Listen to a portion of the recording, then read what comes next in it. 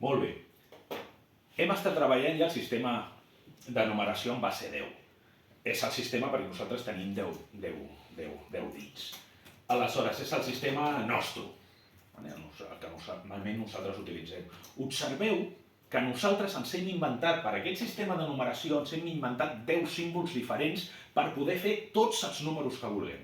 Quins són aquests símbols que ens hem inventat? El 0, que representa el 8, l'1, el 2, el 3, cadascú d'aquests representa la quantitat d'objectes que volem.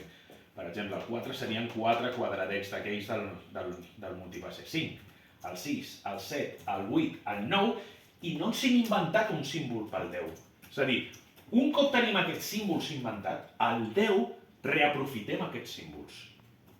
Hem aprofitat l'1 i el 0, reaprofitem.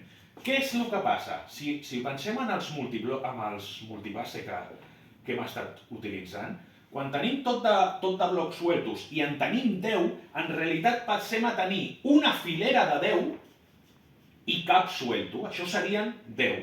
Aleshores, podríem dir que és una vegada 10 més 0.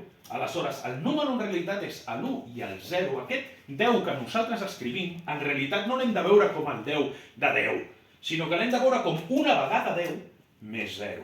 Aquesta és la forma que nosaltres hauríem de veure el 10. Quan ens posem ulleres de matemàtics, seria una vegada 10 més 0. Què passaria si nosaltres tinguéssim 8 dits? És a dir, imaginem que nosaltres haguéssim nascut només amb 8 dits. Aleshores, nosaltres només necessitaríem el 0, l'1, el 2, el 3, el 4, el 5, el 6 i el 7. Només necessitaríem aquests números per representar qualsevol altre número. Estaríem habituats a treballar amb aquests símbols. Aleshores, tu diries, doncs jo tinc 3 blocs. Doncs tens 3 blocs d'aquests. I algú podria dir, ara jo tinc 8 blocs. El 8, no hi ha el símbol del 8. Com representarien ells el 8? Dirien, és que en els seus blocs multibase, el que tindrien és, la tira seria de 8. Per ells, 5, 6, 7, 8. Això, començarien a treballar per blocs, els seus blocs, el seu material manipulatiu, tindrien 8 només. Aleshores, seria 1 cop 8 més 0. Això és el que tindríem, perquè ells han acabat el cicle. 1, 2, 3, 4, 5, 6, 7, i quan arriben al 8 és un cop he fet tot aquest cicle de comptar-los tot. Un cop he comptat tots els dits que tinc a la mà, un cop he comptat els meus 8 dits, més 0, perquè no tinc 0. Com seria el 12 ells? Doncs farien 1, 2, 3, 4, 5, 6, 7, 8, farien una vegada 8, però després per arribar a 12 tindrien que tenir 4. Per tant, el seu 12 seria 14. És a dir, ells escriurien 14 per veure el nostre número 12. Fixeu-vos una cosa, hem inventat 0, 1, 2, 3, 4 per fer-ho fàcil.